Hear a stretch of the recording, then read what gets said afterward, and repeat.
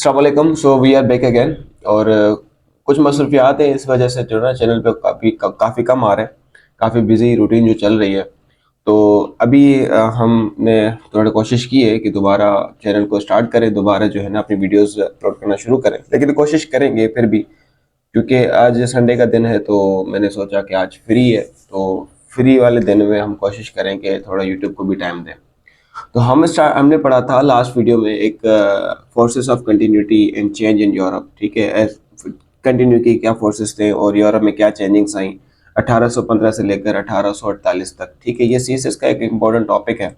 और हमने देखा रेवोल्यूशन ऑफ 1830 और 1848। ठीक है, ये जो रेवोल्यूशन थे काफ़ी इंपॉर्टेंट रेवोल्यूशन थे जो कि काफ़ी कंट्रीज में आए, फ्रांस में, बेल्जियम में, इटली में और जर्मनी में। और उस इन रेवोल्यूशंस की वजह से क्या क्या चेंजिंग्स आई और इन रेवोल्यूशंस के आने की वजूहात क्या थी।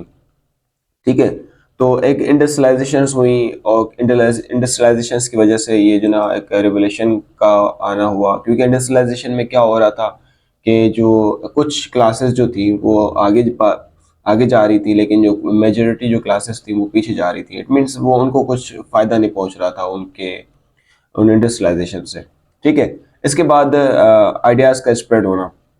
अब किसी भी कंट्री में अगर रेवोल्यूशन लाना होता है तो आप ऐसे कुछ रिवोल्यूशनिस्ट होते हैं, वो अपने आइडियाज़ शेयर करते हैं, आवाम तक पहुंचाते हैं, ताकि आवाम सड़कों पे आए, आवाम बाहर निकले और अपने आवाम डिमांड करे। ठीक है, क्या चाहती है वो आवाम। ठीक है, तो स्प्रेड ऑफ आइडियाज़ और प्रिंटिंग प्रेस का रुझान हुआ, प्रिंटिंग प्रेस शुरू हुआ। और इसकी वजह से जो है कम्युनिकेशन नेटवर्क जो है ना इम्प्रूव हुआ। ठीक है, और इसी प्रेस की वजह से जो ना आइडियाज़ फैलते गए काफ़ी लोगों तक। लोगों ने जाना कि क्या चाहते हैं, क्या होना चाहिए, क्या नहीं होना चाहिए। ठीक है, फिर लिबरल और नेशनलिस्ट आइडियोलॉजीज भी बढ़ी, उनका भी स्प्रेड हुआ। ठीक है, और इनका एक काफ़ी इम्पोर्टेंट रोल है पॉलिटिकल मूवमेंट्स को शेप करने में और पब्लिक ओपिनियन को शेप करने में। पब्लिक ओपिनियन बहुत मैटर करता है हर रेवोल्यूशन वगैरह में। फिर एम्पायर्स का डिक्लाइन हुआ, जैसे कि 1914 में, वर्ल्ड वार वन में ऑटोमन एम्पायर का डिक्लाइन हुआ, हैब्सबर्ग एम्पायर का डिक्लाइन हुआ। उसने भी काफ़ी जो है चैलेंजेस को फेस किया। ठीक है, उनके अथॉरिटी को फेस करने पड़े और टेरिटोरियल इंटीग्रिटीज़ हुई। और कुछ नेशनलिस्ट की वजह से और एथनिक टेंशन्स की वजह से उनके जो बॉर्डर्स थे वो भी जो है ना उनको भी काफ़ी चैलेंजेस जो है ना पेश आए। तो 1850 से लेकर 1848 तक का जो पीरियड था यूरोप में, वो एक कॉम्प्लेक्स इंटरप्ले था फोर्सेस ऑफ कंटिन्यूटी का और चेंज का।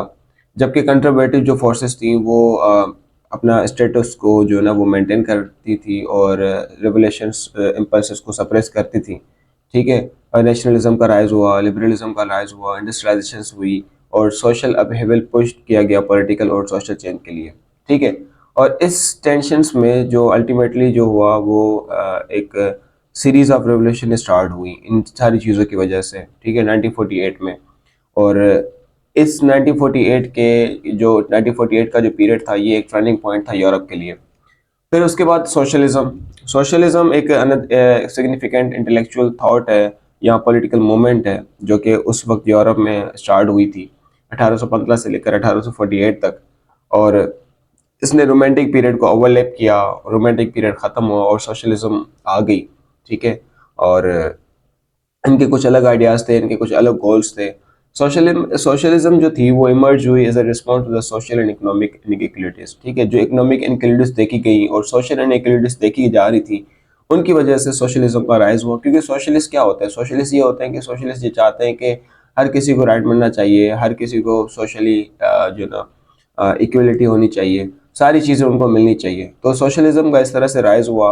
और ये इंडस्ट्रियलाइजेशन की वजह से जो ना कैपिटलिज्म बढ़ रहा था, तो उसी वजह से कैपिटलिज्म को डाउन करने के लिए सोशलिज्म का राइज हुआ। अब शुरू में जो सोशलिज्म आया था वो 19th सेंचुरी में आया था और वेरियस काफ़ी सोशलिस्ट आए और यूटोपियन आइडियाज़ आए। सोशलिस्ट क्रिटिक जो थे वो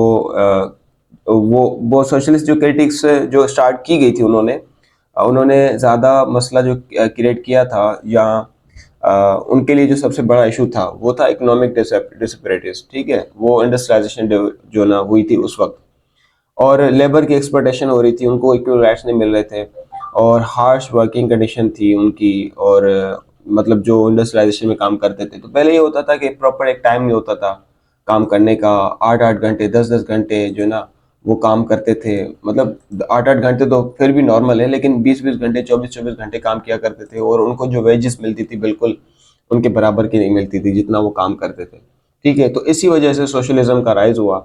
और इन्फ्लुएंशियल जो थिंकर्स थे वो हेनरी डी सेंट साइमन थे, चार्ल्स फोरियर थे और रॉबर्ट ओवेन थे। उन्होंने एक अल्टरनेटिव इकोनॉमिक और सोशल सिस्टम का जो है ना एक फार्मूला प्रपोज किया।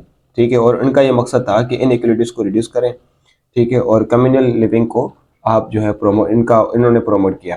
तो ये कुछ रीजंस थे सोशलिस्ट के जो उन्होंने, जिसकी वजह से सोशलिस्ट का राइज हुआ। फिर कैपिटलिज्म का जो है क्रिटिक्स मतलब क्रिटिसिज्म स्टार्ट हुआ। So socialist during this era criticize the capitalist, capitalist को क्रिटिसाइज करते थे, कैपिटलिस्ट सिस्टम को। कैपिटलिस्ट क्या है? कैपिटलिस्ट हम पहले भी डिस्कस करके आए हैं। कैपिटलिस्ट मतलब वो कि जो एक कंपनी का ओनर है तो सारी चीज़ें उस कंपनी का ओनर को ही मिलेगी, बाकी जो लेबर काम कर रहे हैं तो उनको बस थोड़ी वेजेस मिलेगी, और किन को मिलती भी थी किन को नहीं मिलती थी, हालात बिल्कुल ख़राब थे उनके। तो ये कैपिटलिस्ट था जो अमेरिकन सिस्टम था।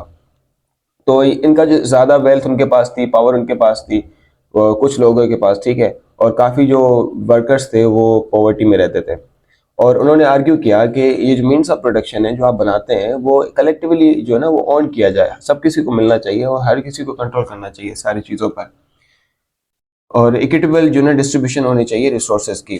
फिर क्लास स्ट्रगल स्टार्ट हुई। क्लास स्ट्रगल जैसे कि बर्जियस क्लासेस और प्रोलेटारिएट क्लासेस। ठीक है, ये कुछ इंपॉर्टेंट क्लासेस थी। बर्जियस क्लासेस कहा जाता है जो कैपिटल के ओनर्स थे, कैपिटल पैसे को कहा जाता है, उनके जो ओनर्स थे। और प्रोलेटारिएट जो क्लासेस थी, प्रोलेटारिएट, उसको वर्किंग क्लासेस कहा जाता है, जो काम करते थे यानी कि लेबर। तो इन दोनों के दरमियान एक तरीके की स्ट्रगल शुरू हो गई, और ये काफ़ी कुछ इश्यूज जो है वो शुरू हुए। और फिर कार्ल मार्क्स ने वो कुछ लिखा, और फ्रेडरिक एंगल्स ने कुछ लिखा इसके अगेंस्ट। और ये प्रोमिनेंस लेटर थे in the mid 19th century, और इनका एक सिग्निफिकेंट रोल था क्लास बेस्ड एनालिसिस को जो ना डेवलप करना। फिर यूटोपियन एक्सपेरिमेंट किया गया। कुछ अर्ली सोशलिस्ट थिंकर्स थे कम्युनिस्ट कम्युनिटीज़ के। ठीक है, जैसे कि Robert Owens, new Lanark in Scotland, और फोरियस थे फिलैंथेरिस्ट इन फ्रांस में और यूनाइटेड स्टेट्स में। ठीक है, और इन्होंने क्या किया कि अपने आइडियाज़ को प्रैक्टिकल में करने की कोशिश की, जो भी वो चाह रहे थे उनको प्रैक्टिकल करने की, एस्टेब्लिशिंग कोऑपरेटिव और communal living arrangement. While these experiments varied in succeed, काफ़ी हिस्सों में ये जो इन्होंने एक्सपेरिमेंट किए वो कामयाब रहे, and they served as early example of socialist idea in action. ठीक है, और फिर इन्होंने जो आइडियाज़ दिए थे सोशलिस्ट के वो एज जो ना प्रैक्टिकल देखे गए, लेकिन ज़्यादा जो ना ज़्यादा टाइम तक वो नहीं रह सके। तो रेवोल्यूशन का जो इन्फ्लुएंस था 1948 का यूरोप में, जो कि हमने पीछे भी जो ना हमने मेंशन किया है। सही है, सोशलिस्ट और लेबर जो एक्टिविस्ट थे उनका सिग्निफिकेंट रोल था इन सारे अपराइजिंग में, इन रिवोल्यूशंस में। वो पॉलिटिकल और इकोनॉमिक रिफॉर्म्स को एडवोकेट कर रहे थे, जो कि कुछ वर्किंग क्लासेस को जो है ना जो वर्किंग क्लासेस को बेनिफिट कर सकती थी, उनके लिए कोशिश करते थे। फिर कम्युनिस्ट मैनिफेस्टो कार्ल मार्क्स ने जो लिखा था 1948 में, कार्ल मार्क्स और फ्रेडरिक एंगल्स पब्लिश करते हैं कम्युनिस्ट मैनिफेस्टो, जिसका ज़्यादातर जो ना वो जिसकी वजह से ये रेवोल्यूशन और मज़ीद सर्कुलेट करता है। ठीक है, और क्लास कंसाइंस बनती है सोशलिज्म से। It is called for the overthrow of the capitalist system. और ये कम्युनिस्ट मैनिफेस्टो से लोगों ने ये समझा कि हमें बस कैपिटलिस्ट सिस्टम को ओवरथ्रो करना है और क्लासलेस सोसाइटी इस्टेब्लिश करनी है, ऐसी सोसाइटी जिसमें क्लास का कोई कॉन्सेप्ट ना हो।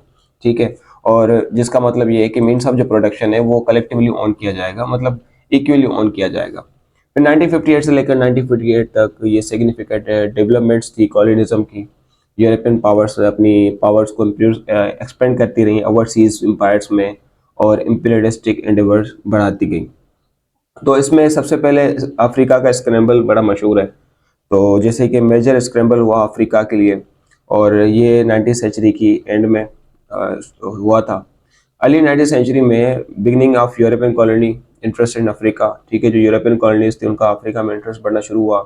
यूरोपियन नेशंस जैसे कि बरतानिया, फ्रांस, और ये इन्होंने अपने पोस्ट ट्रेडिंग इस्टेब्लिश किए, फोर्ट्स बनाए और कोस्टल कॉलोनीज बनाई अफ्रीकन कोस्टलैंड्स में इस पीरियड के दौरान। फिर एशिया में एक्सपेंशन शुरू हुई। फिर यूरोपियन कॉलोनीज पावर जो ना उन्होंने अपनी प्रेजेंस एशिया में बढ़ाई। ब्रिटेन कंट्रोल करता है इंडिया पे, हमें ये काफ़ी पड़ा है इसको। और डच कंट्रोल करते हैं डच ईस्ट इंडियाज़ पे। ठीक है, आज का जो इंडोनेशिया है। और यूरोपियन पावर्स जो हैं वो यहाँ पर भी ट्रेडिंग पोर्ट्स बनाती हैं, कॉलोनीज बनाती हैं, टेरिटोरियल कंट्रोल्स करती हैं काफ़ी एशिया के पार्ट्स में। सिंध में भी काफ़ी इन्होंने रूल किया है। इंडिया तो पूरा इनके कंट्रोल में था। फिर लैटिन अमेरिकन इंडिपेंडेंस, अमेरिका में भी इनकी कॉलोनी हुआ करती थी। तो 19th सेंचुरी की ये इंडिपेंडेंस थी, मूवमेंट्स थी काफ़ी लैटिन अमेरिकन कॉलोनीज़ में। स्पेनिश से हासिल करना चाह रहे थे, पोर्चुगीज़ कॉलोनीज रूल से लैटिन अमेरिका ने आज़ादी ली। और इवेंट्स जैसे कि मैक्सिकन वार ऑफ इंडिपेंडेंस हुई 1810 से लेकर 1821 तक, साउथ अमेरिकन वार्स हुई ऑफ इंडिपेंडेंस 1808 से लेकर 1825 तक, और जिसकी वजह से नेशंस इन जो ना न्यू नेशंस, नई नेशंस बनी, नई कौमें बनी अमेरिकाज में। फिर सेटलर कॉलोनीज बनी, European power establish settler colonies. Settler colonies का मतलब ये है कि खुद रूल नहीं कर रहे थे, वो किसी और को जो ना वो सेटल कर रहे थे, लेकिन हुक्मरानी उनकी होती थी इनडायरेक्टली। तो काफ़ी रीजन्स में सेटलर कॉलोनी बनाई गई इस पीरियड में, जैसे कि बरतानिया ने जो ना अपनी सेटलर कॉलोनीज बनाई ऑस्ट्रेलिया में, और जबकि यूनाइटेड स्टेट्स जो है वो एक्सपेंड करता गया वेस्टवर्ड की तरफ ड्यूरिंग इस पीरियड। ठीक है, और वेस्टवर्ड एक्सपेंडेशन और टेरिटोरियल एक्विजिशन होती गई यूनाइटेड स्टेट्स की तरफ से। फिर एम्पेरियलिज्म बढ़ती गई साउथ एशिया में। यूरोपियन कॉलोनियल पावर जो है वो, जिसमें बरतानिया, फ्रांस और नेदरलैंड्स, और वो अपनी इन्फ्लुएंस को बढ़ा रही थी साउथ एशिया में, साउथ ईस्ट एशिया में। और इन्होंने अपना कंट्रोल किया ट्रेडिंग पोर्ट्स पर, जैसे कि सिंगापुर में इन्होंने कंट्रोल किया, और जिसका ग्राउंड वर्क था फ्यूचर कॉलोनियल रूल का। और फिर इकोनॉमिकल एक्सप्लॉयटेशन होती गई, जैसे कि हमने कार्ल मार्क्स में भी पढ़ा था, लेबर एक्सप्लॉयटेशन होती थी, इकोनॉमिक एक्सप्लॉयटेशन होती थी। तो कॉलोनिज्म के पीरियड में, इस जो पीरियड था इनका दौरान, और इसमें इकोनॉमिक मोटिव्स काफ़ी जो है ना वो ड्रिवन हुए, जिसमें extension of valuable resources.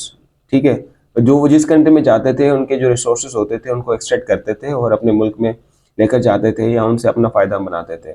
Minerals निकालते थे, स्पेसिस निकालते थे, एग्रीकल्चर प्रोडक्ट्स होते थे जैसे कि, और ये कॉलोनाइज रीजन से निकालते थे। जैसे इंडिया में आ गए तो इंडिया से ये सारी चीज़ें निकाल कर शिफ्ट कर दी बरतानिया। ठीक है, इस तरह से। जैसे कि मोहनजोदड़ो जब डिस्कवर हुआ था तो सर जॉन मार्शल ने जितनी भी चीज़ें निकाली थी तो वो उन्होंने बरतानिया ट्रांसफ़र कर दी। तो था तो पाकिस्तान का हिस्सा, सिंध का हिस्सा था, लेकिन चीज़ें वहाँ पर बरतानिया में रखी हुई, यहाँ पर नहीं है। तो यूरोपियन पावर्स ने जो है इस्टेब्लिश किया इकोनॉमिक सिस्टम, जो कि उनकी अपनी इंडस्ट्रीज़ को बेनिफिट कर रहा था, और उनकी इकोनॉमीज़ को at the expense of colonial population. ठीक है, तो ये कुछ रीजंस थे जिनकी वजह से ये सारे मसला हुए। फिर कल्चरल और सोशल इम्पैक्ट होता है। कॉलोनिज्म जो थी वो एक प्रोफाउंड इम्पैक्ट है कल्चर्स पे, सोसाइटीज ऑफ कॉलोनाइज्ड रीजन्स। ठीक है, और European powers often impose their own culture norms. जैसे कि अगर हम बात करें कि अफगानिस्तान में जब ईरान में जब अलेक्जेंडर आया था तो ग्रीक जो है ना वो कल्चर बढ़ा दिया गया। तो इस तरह से होता है कि जो भी कंट्रीज, अगर जो भी पावर आती है अपने कॉलोनाइज करती है किसी भी कंट्री को, तो वहाँ पर अपने कल्चर को इम्पोज करवाती है। ठीक है, तो इस तरह से जब ब्रिटेन आया था इंग्लैंड इंडिया में, तो इंडिया में ज़्यादातर ब्रिटिश जो है ना वो कल्चर देखा गया। ठीक है, तो वो कल्चर नॉर्म्स करती हैं, अपनी लैंग्वेज को अडॉप्ट करवाती हैं, और सिस्टम जो है गवर्नेंस का वो भी अपने तरीके से चलाते हैं लोग, जो लोग कॉलोनाइज हैं। और इसकी वजह से कल्चरल एसिमिलेशन होती है और इंडिजिनस ट्रेडिशंस की इरोशन होती है, मतलब जो पुराने ट्रेडिशंस उनके ख़त्म हो जाते हैं। फिर जाहिर सी बात है रेजिस्टेंस देखी जाएगी, रेबेलियन होंगे, गद्दारी होगी, लोग उठेंगे। ठीक है, ये भी काफ़ी देखा गया उस वक्त में। तो कॉलोनियल रूल जो थे उसकी वजह से रेजिस्टेंस बढ़ती गई। ठीक है, काफ़ी फॉर्म्स में रेबेलियन आए, और जो पॉपुलेशंस थी और लीडर्स थे वो often resist European domination through armed uprising. ठीक है, तो पॉपुलेशन जो थी वो आम जो यूरोपियन डोमिनेशंस की आर्मी थी उनकी वजह से जो है ना वो उनको रेजिस्ट करती थी। कल्चर प्रिजर्वेशन मूवमेंट स्टार्ट हुई, पॉलिटिकल एक्टिविज्म जो है ना वो स्टार्ट हुई, और फिर आखिर में colonial administration. European colonial power जो थी वो एडमिनिस्ट्रेटिव सिस्टम जो है ना वो डेवलप करती थी अपनी कॉलोनीज को गवर्न करने के लिए, चलाने के लिए। ठीक है, these systems varied in their approach, ranging from direct rule, where European officials governed directly, to indirect rule, where involved using local intermediaries. तो जैसे कि जब ईरान में सोवियत का रोल आया, फिर सोवियत निकालेगी तो सोवियत ने अपना ही बंदा बिठा दिया ईरान में। फिर जब यूनाइटेड स्टेट्स आया ईरान में, तो यूनाइटेड स्टेट्स ने अपना बंदा बिठा लिया ईरान में। तो इस तरह से जो ना बैक्ड गवर्नमेंट हम इसको कहते हैं कि चला तो कोई और रहा है, लेकिन जो चला रहा है गवर्नमेंट, उसको सपोर्ट कोई और कर रहा है, मतलब कोई दूसरी कंट्री उसको सपोर्ट कर रही है, तो उसको हम बैक्ड गवर्नमेंट कहते हैं।